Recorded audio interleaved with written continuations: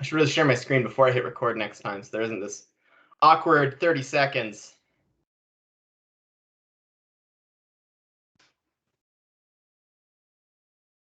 Folks can see my screen? Yes. Perfecto. Or it's still loading, but I see something. Oh, there we go. Okay, perfecto. All right, so welcome everyone. My name is Brett McMillan. I'm here with the United Nations Association in Canada's Science Horizons Sustainability Sector Showcase, Chapter 2, Production and Consumption. Before we go any further, I do want to recognize I'm coming to you on the traditional territories of the Coquitlam and Squamish people in what's now known as Burnaby, British Columbia. I make this recognition as an acknowledgement of the work and effort that have come from folks before us, and an acknowledgement of our shared responsibility to continue preserving the land. I think that these land acknowledgements, this recognition is so important when we're having these discussions, because coming out of them, we should be able to take actions to take down these systems of oppression and start to strive for a more equal and just future together. So, with that in mind, I'd like to welcome everyone, as I said, to the Sustainability Sector Showcase, Production and Consumption, Chapter 2. This is a 4-part series where we will be exploring different topics related to the environmental green economy of Canada and talking about employment opportunities, skills and opportunities throughout the economy. The views expressed herein are solely those of the United Nations Association in Canada and our 2 lovely guest speakers. They do not reflect on other partner organizations. And with that in mind, let's dive on in. So tonight, we're going to start off getting to know each other a little bit, where everybody's from, what your interest is in this topic. Then we're going to have our panel discussion with Mark and Sophia. And then we're going to have the opportunity for you to ask direct questions to the panelists, and hopefully for them to ask questions of you. So stay on your toes for that. To start things off, we are going to have a little bit of an interactive point for some of you who have been on these meetings in the past. Slido.com is something that we use for an interactive poll surveys. So if you would like to go to slido.com, you can pull up your phone or pull up another tab on your computer, enter 803939, and then you can type in your answers to our couple of questions here. The first one is, where are you joining from? Vancouver, right on. Ottawa, I'm from Burnaby. I don't know how to type that in, so Brampton, Ontario, right on. Brianna is still from Pickering. I love it. Lakefield? Whereabouts is Lakefield?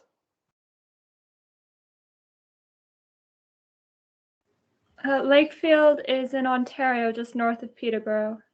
North of Peterborough. Fantastic. Burnaby, right on. Good to see it. Hamilton, Toronto. Oh, beautiful. It's good to see so many different communities here, ready to have some great conversations, hopefully, about production and consumption. We're going to dive into our second question, which is hopefully going to prompt a few more questions. What are you most curious about in production and consumption? What are you curious about? What are you hoping to take away from today's discussion? And I learned that the inserting the photo doesn't look good. I'm not going to do it in the future. Responsible consumerism. That's fantastic. Hopefully everybody will be able to walk out of the discussion today with some tangible actions for how they can responsibly consume. Is there a way to produce sustainably? Looking at the other side of the spectrum, how we make things. I love that. The circular economy. How can we move it forward? Circular economy gets an extra vote. Sustainable process improvement. Absolutely looking at ways throughout the full process for us to improve. Responsible consumerism gets some extra love. I can dig it. I can get behind it.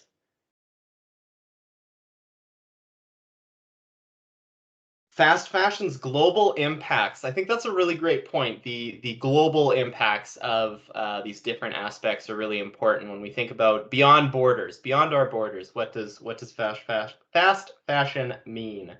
Ethics in consumption. How can we greatly support sustainable commerce? I like the greatly support. I think it's good for us to target big change, big improvements. I can get behind it. Ethics in consumption. All right, awesome. So hopefully we'll get to dive in a little bit to the circular economy and some responsible consumption habits that we can all take on as we move forward. So as we're talking about production and consumption, it ultimately boils down to how we make and how we use things. When we look at the manufacturing process for any goods and services that we utilize, there are waste, there's byproducts, there's all sorts of different issues that we can see in that process. And then if we're using things that produce waste, that produce litter, that produce different things that don't enter the circular economy, that exit the straight line economy, we can see how production and consumption is a huge consideration when we talk about environmental issues. And what we're trying to do with production and consumption ultimately boils down to doing more and better with less. So hopefully at the end of the discussion today, we'll all know how to do that, and we'll go out and we'll break ground on many great projects. So the Science Horizons program, as part of Canada Green Corps with UNA Canada, is a wage subsidy program. How does it connect to production and consumption? We support STEM roles all across Canada, and we're working to invest in the skills and employability of youth who are working in those roles. So as we're having these discussions, as we're focused on investing in the skills of those participants, we're hoping to see them in their career go on to do great things in their current roles, and hopefully achieve some of the Sustainable Development Goals, the SDGs, 17 goals laid out by the United Nations in 2015, meant to be achieved by everyone, everywhere by the year 2030. We have got 8 more years to strive towards them. And thinking about these different topics, the SDGs are so interconnected. So I just want to take a second to talk about some of the different goals, how they relate to production and consumption, just so we kind of ground ourselves in the SDGs themselves. And I would lose my SDG badge if I didn't start off by saying, number 12, responsible consumption and production is closely tied to consumption and production. It focuses, the line about doing more with less better comes directly from the description of responsible consumption and production. It focuses so heavily on the circular economy and moving towards decreasing the impact of how we make things and how we use things. You see so many positive results from that. So other SDGs, things that they directly connect to. When we talk about the environment, life below water and life on land. For my whole life, pollution has been a huge focus of environmentalism, reducing pollution, seeing contaminants in waterways, seeing contaminants on land. How we can start to limit those, we'll definitely see boons when it comes to life below water and life on land. Some other SDGs that this one touches: good health and well-being, clean water and sanitation. I think those go pretty well hand in hand together. When we talk about access to water, for a Canadian issue, boil water advisories still very prominent in many communities, and working to responsibly produce different natural resources have a huge impact on the access to water and ultimately good health and well-being of those communities. I think affordable and clean energy is also an interesting one to incorporate when it comes to production and consumption, because utilizing fossil fuels for our energy creates so much potential for climate change to happen, that promoting that responsible consumption and production will hopefully lead to reducing some of those emissions, and hopefully by enabling more affordable and clean energy, we'll start to see some of those positive benefits. And I want to highlight 2 last SDGs. Number 11, sustainable cities and communities, and number 17, partnerships for the goals. Not so much because responsible and consumption responsible consumption and production will lead to sustainable cities and communities and partnerships for the goals, but because sustainable cities and communities and partnerships for the goals will lead to responsible consumption. Municipalities have a huge opportunity to positively promote production and consumption. When we talk about things like single plastic bans, when we talk about different opportunities for diverting waste. There's a huge opportunity for municipalities to play a role in that. And partnerships for the goals, there's a ton of leadership on production and consumption around the world from different countries. And if we can share best practices between ourselves, we'll see great opportunities there. SDG number 12, when we talk about a Canadian lens, is actually one of the goals that we're lagging furthest behind on when you look at the global average. So we as a country need to pull up our and start for in a bigger way. So hopefully coming out of this, you'll see some of those connections to the different goals. You'll see the opportunities for us to promote responsible consumption and production, and we can move that forward. Now, you don't want to hear from me anymore. You want to hear from our panelists. So introducing our two speakers, we have Mark Aptahan. He is the CEO of Scrapless Exchange and Renovo Creative Inc. He is the CEO of a few other organizations as well. I don't know if Mark describes himself this way, but I describe him as a serial entrepreneur. He's doing lots of great work with thought leadership around how to promote environmentalism. And we're also joined by Sophia Yang. Sophia is the executive director of Threading Change. She's doing great work around fast fashion, promoting awareness of where clothes are produced and consumed, and has some great thoughts to share on that matter. So we're going to get into the panel now. I will stop presenting, and Mark, if you'd like to introduce yourself, you can say hi to everybody, give a little bit more background to yourself, and I'll quickly pull up Sophia's slides in the background here. Awesome. Sounds good. Thanks, Brett. First of all, are you able to hear me just fine? Perfect. Okay. And just curious, how much time do I have for an introduction? Is it like a short and sweet? I'd say 2 to 5 minutes. Okay. Sounds good. Thanks for that quick introduction on my background. So for those that don't know me, great to meet you. Correct, I am the CEO of Scrapless Exchange. And mainly what that does is to focus on the mission of redistribution of food prior to going bad or disposal. I'm also the CEO of Renovo Creative, which focuses on sustainable branding, as well as quantification and verification of clean technologies. So, you know, all of these new technologies that are coming, are they actually impactful for clean air, for clean soil, for clean water? And just how impactful are they to the traditional solutions? And I'm also the Innovation Business Development Manager for Flash Forest, which is a drone reforestation company.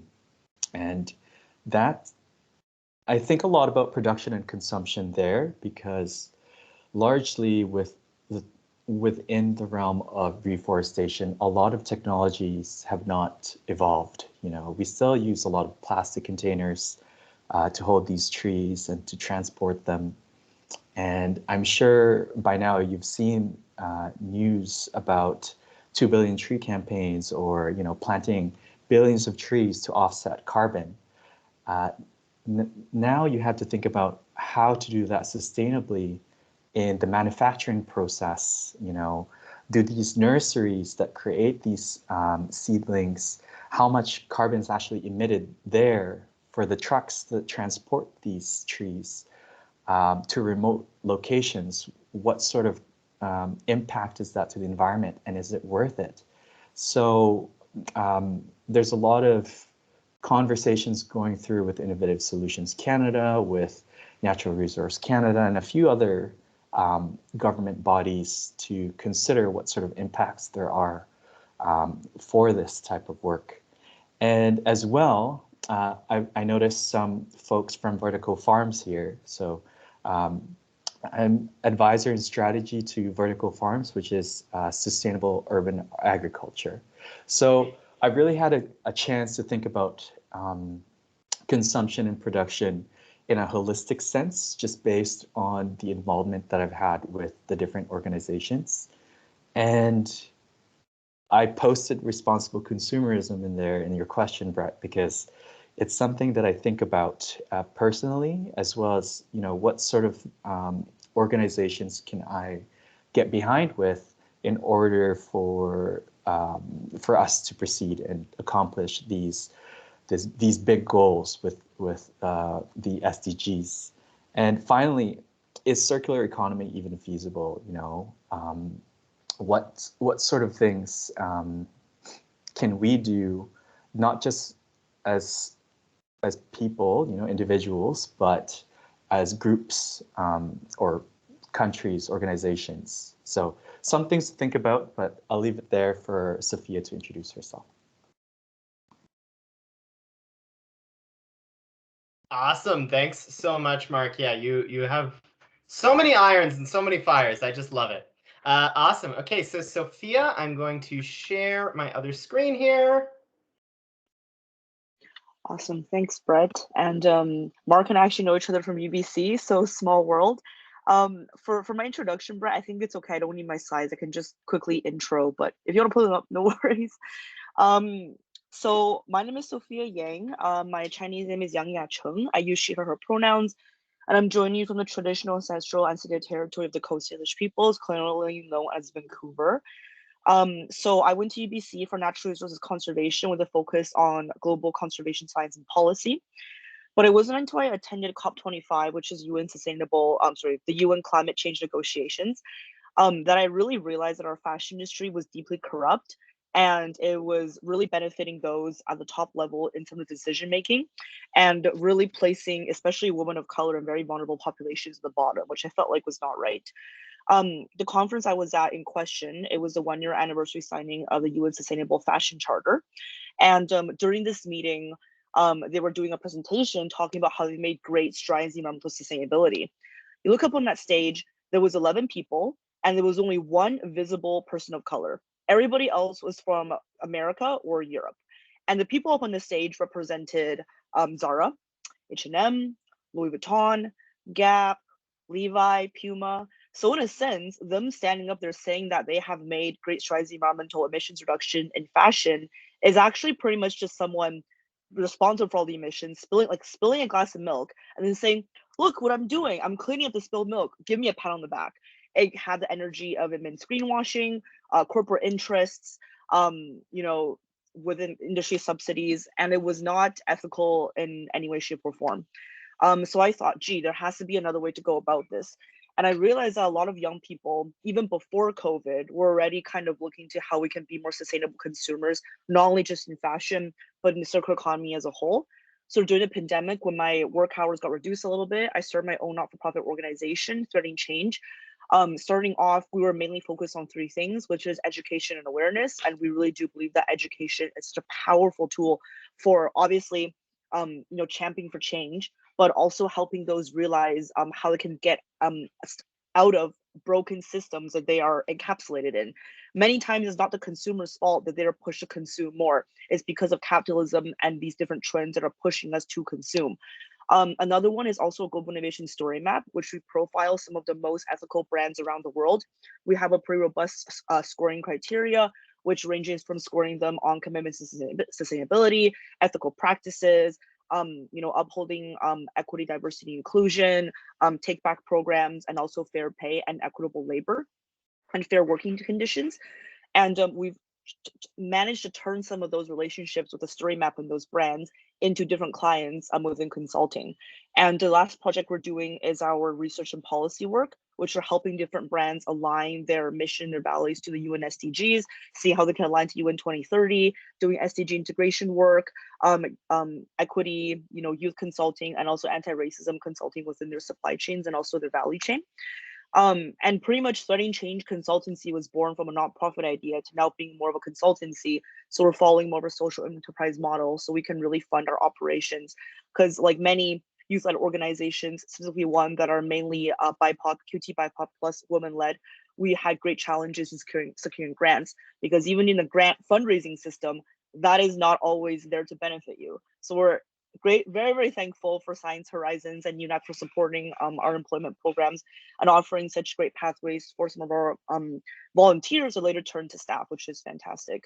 My path was unconventional. I never thought that, starting off in UBC forestry would lead me to working in fashion and circular economy. To be honest with you, there's a lot of linkages between fashion and forests, like how a lot of old growth forests are being clear cut right now to make certain materials. In some sustainable materials, you think it's more sustainable, but it's actually not.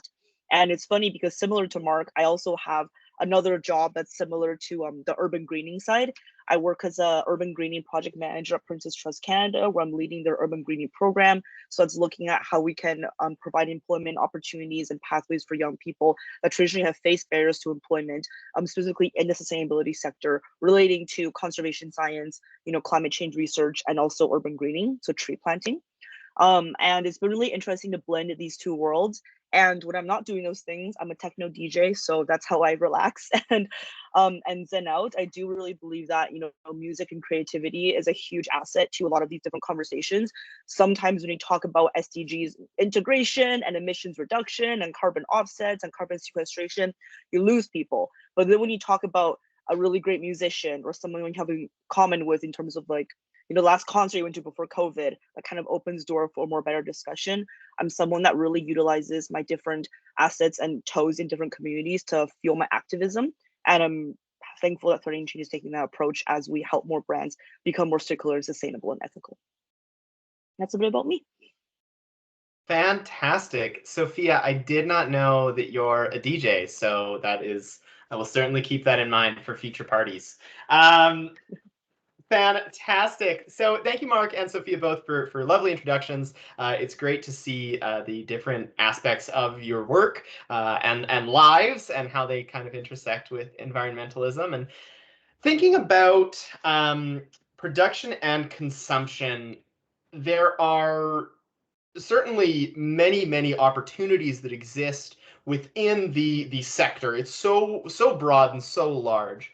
I'm curious, just to kind of kick things off, what are some of the trends that you're seeing from your perspectives within the sector that are positive from an employment lens and potentially some challenges from an employment lens as well? So Mark, Sophia, either one of you who wants to kick things off, take it away.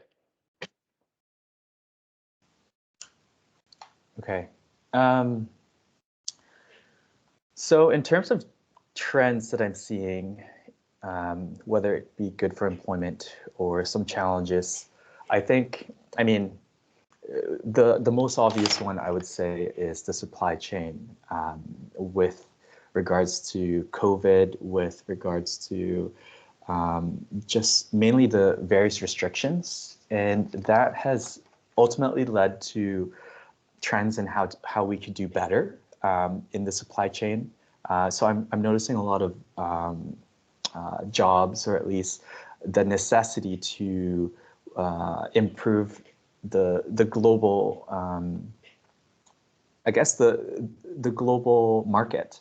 But that comes with a challenge as well, in the sense that various businesses, especially small businesses, have difficulty in just getting the material that they need in order to meet specific deadlines, or producing the products that they need in order to survive. So that's kind of one of the biggest trends that I'm seeing, is the supply chain side of things. The other aspect that I'm seeing is alternatives. So alternatives to traditional methods, and whether or not that technology is viable. So third-party auditors are being increasing in terms of what sort of technology and what sort of choice is available, and it's actually beneficial for the environment.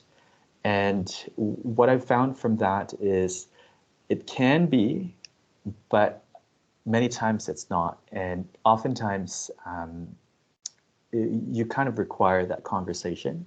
for the people using the type of products that are created, and whether or not it's actually making an impact. So those two are important things to consider when looking at trends in production and consumption.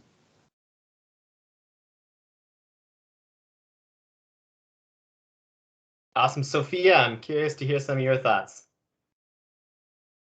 There we go. Sorry, the mute button was frozen for me.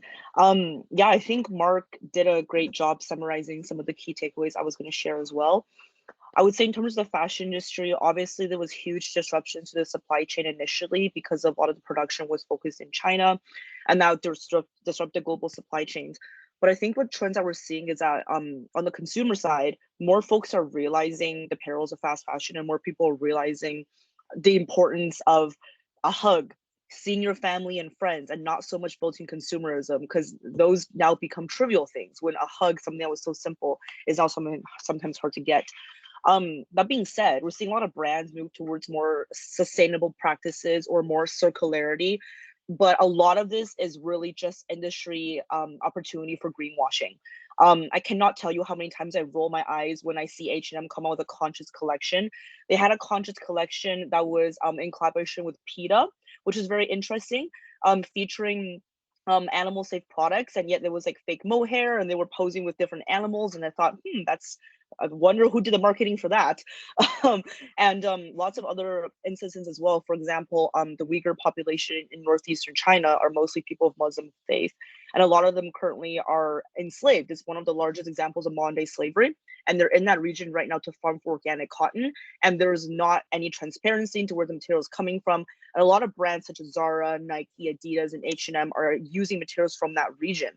Justin Trudeau, a couple months ago, I think it was November 2020, condemned the fact that there was Uyghur-produced products, and yet I'm still seeing Zara and H&M and Nike and Adidas in full force. Similarly, Lululemon, they've recently become the Canadian Olympic brand, and yet their fashion is ripened with dirty coal. A lot of it is, still very fossil fuel intensive. A lot of it is still very, very unsafe and unfair labor practices, and sweatshop labor as well. So we're seeing brands saying they're going to do better, but when it comes to actually doing better, we're not seeing that commitment. And I think this industry trend, there's more consumers being aware, but there's also a lot of young people increasingly aware and feeling hopeless of the amount of power that we might not have, because big companies like the oil industry, for example, have done a great job of putting things like the carbon footprint calculator and your ecological footprint. That makes you feel like all the ownership is on you as an individual, and not discussing the systemic change that needs to happen to shift us towards a new paradigm what's actually possible. So that was a lot of negative. In terms of positive, I'm seeing Gen Z and millennials more than ever embrace a lot of practices right from the comfort of their own home. Thrifting, vintage, mending, repair, not necessarily buying new, hand-me-downs. And that individual consumption, those patterns do make a big difference when it comes to how they choose to teach their children and how we choose to move forward in terms of how we see trends going forward. I think another one is also digital fashion. We're seeing an increase in NFTs, people interested in seeing, if we're not really leaving the house, you could maybe purchase a digital outfit. If you're a content creator, maybe you would just use it for an Instagram post anyway, and that's okay. It's better than just buying something for one-time use anyway. Other potential employment opportunities I see in the fashion industry specifically is also an increased number of fashion consultants, people going to fashion school and doing SDG integration work, kind of like how I found myself, but not in the traditional path. I went through forestry instead. And lastly, also people doing different content marketing, digital marketing for these fashion brands, and helping brands realize how they can actually be more sustainable beyond the materiality side, but also within the more ethics side. We're seeing a lot more body neutrality, positivity messaging that also can champion for more employment pathways in this area as well. And to end off, I think in terms of fashion, we are beyond the point of just depending on recycling, because a lot of clothing isn't actually recyclable when you think about cutting production where it is, but repurposing and repairing is another huge avenue that has a lot of different potential. So people using like old couches, old upholstery for different materials, old backpacks, and repurposing that way. There's a lot of creative talent that's possible, and I'm really excited to see where the industry will go in the next 2 to 3 years. That's there's so much there, Sophia. I love everything that you had to say there. Thank you so much, and Mark as well. One thing, Sophia, that I want to kind of zoom in a little bit, I think that the disenfranchisement might not be the exact right word, but thinking as a consumer, I want to make the best possible choices, and I want to make sure that my money is going towards reflecting my values and is ultimately reflecting, the sustainable development goals, what we're talking about here today. So for both of you, I'm curious, what advice would you give to consumers to make sure that they're using their dollars in the most effective way in that element, I suppose? Not wanting to put too much burden on our audience, but that is hopefully a clear pathway for us to have a positive impact as consumers in the world. I can jump in. So I think of it as the 3 R's: not reduce, reuse, recycle. The first one is research. So I recently went vegetarian, and the best part about that is researching into alternative meats, and in many cases, vegan meat is considerably better for you. There's a shoe company that recently put their emissions label and where they got the water consumption from to make their shoes and their jeans like a nutritional facts label. Do your research as if you would research about ingredients, what you're eating, of what you're wearing, because it's also going on your body, right? You're wearing it every single day. So do your own research, and I'm gonna drop a link later. It's our global innovation story map, where we have over 50 brands from all around the world that we have vetted to be some of the top brands in terms of ethics, sustainability, giving back, championing for diversity. And so that's a start. Good On You is an app you can use. Some of you may have heard of it. Companies like Remake and Fashion Revolution also has great resources on places you can shop if you must. But I also say resist is another one. Think about how many items of clothing you have in your closet. If you count shoes, underwear, socks, probably more than 100. Just to be fair, at least for me, I'm going to be honest, because I had a thrifting addiction. Imagine how many people in the world are alive. Let's just count the global north. Right? Let's say there's like 2 billion of us. Times that by 100 items. That's a lot of clothes, and not all that is recyclable, and that's just going to be going to waste. You don't have to buy new. A lot of it is marketing. You don't need to be buying new things. Repurposing, swapping, finding creative ways to deal with your clothing. So resist. And then the last one I would say is repurpose. Something you're not going to use anymore, give it to someone else. Don't wear it for a couple of weeks, see what you do with it after. I think the most sustainable thing you can do as a consumer is, number one, don't buy new or don't buy at all. And then number two, be creative and figure out ways that you can repurpose something and resist that urge to buy. I know it's so easy to go on Amazon, but they don't have your best interest. Now do they? That's what I would say. Great answer, Sophia. I'm just, I guess, associating my own personal consumerism with the 3 Rs, and I like how you succinctly did that. I think what I was just going to share is very similar to what Sophia would have mentioned, is just, if at all possible, in your internal dialogue of, should you buy this, should you invest in this, where exactly do I put my money, try to give yourself a score. And maybe different people have different thresholds, but as, for example, Sophia was talking about, the good and the bad trends of consumption and production, I was thinking about, for example, the blockchain or crypto, which is very energy intensive. And if you don't do your research, you're investing in something that might get you rich, but is very harmful to the environment. A lot of oil and gas companies have converted their energy into producing Bitcoin, etc. So those are just some things, and investing in local. So in your internal dialogue, I would encourage you to just educate yourself and be willing.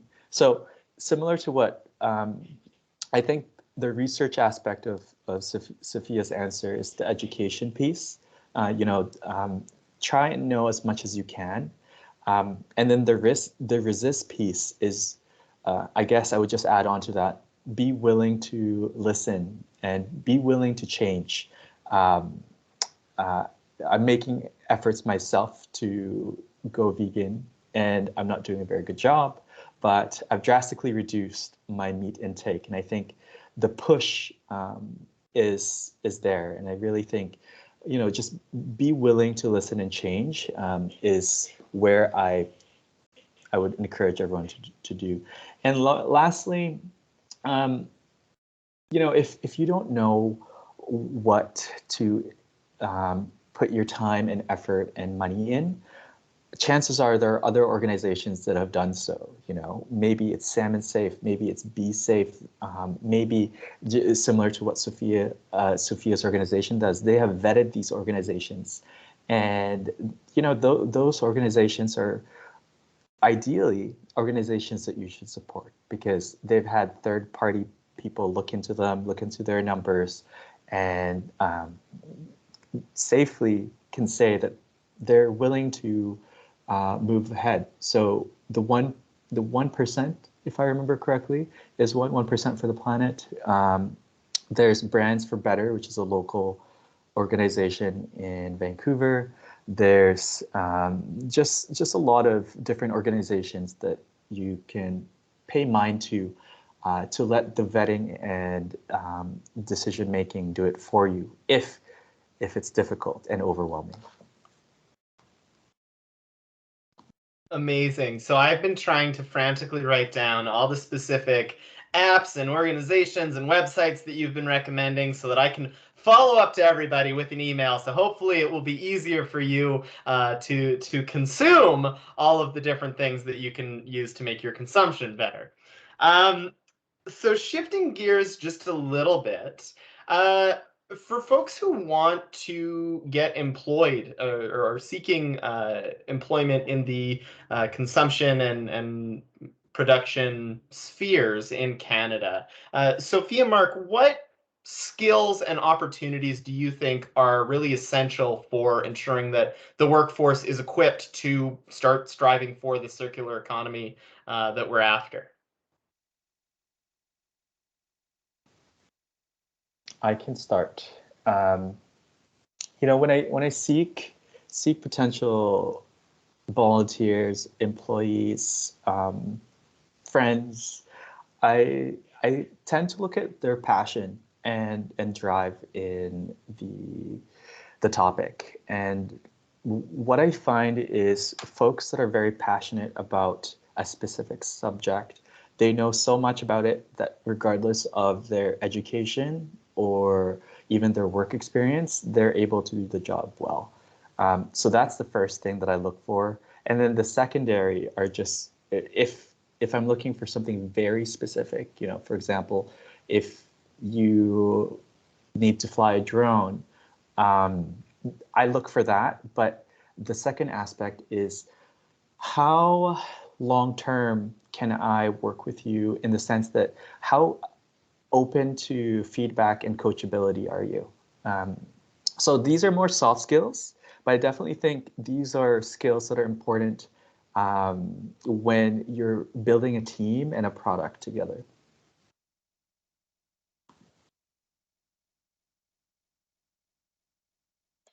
I couldn't agree more with what Mark said. My work, Princess Trust Canada, we have webinars almost on a weekly basis called Explore and then blank subject programs. So it can be like Explore SDGs, which Brett is talking on, so you should go to that. Explore conservation, explore climate change, etc. And every employer, we've featured over 200 employers. All of them talk about and emphasize the importance of soft skills because these are things that not necessarily can always be taught.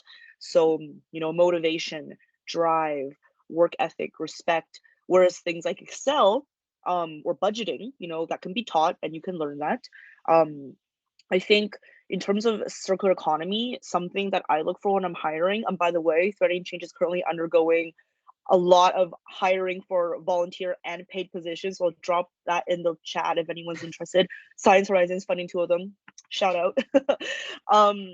I think you have to be willing to learn and unlearn because the term circular economy itself is one that is very much so a colonial term. Indigenous groups and populations have been practicing circular economy for millennia and generation to come. It's now just coined to be a fancy term that circular economy is packaged in a better way that corporations can use to say they've done their reporting or it's been more transparent.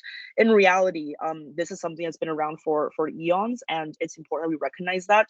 And I say that unlearning is something you have to do working this field, because you have to unlearn a lot of the toxic behavior and consumption patterns these corporations have thrusted upon you.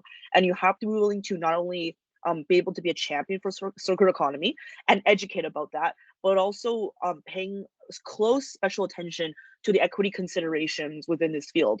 Because in a lot of ways, the current production cycle is still very, very corrupt. It's still mostly women of color in global South countries creating these garments or these goods for us to consume. And a lot of these goods are still being tossed away in places like Haiti, like Ghana, like Kenya, global South countries.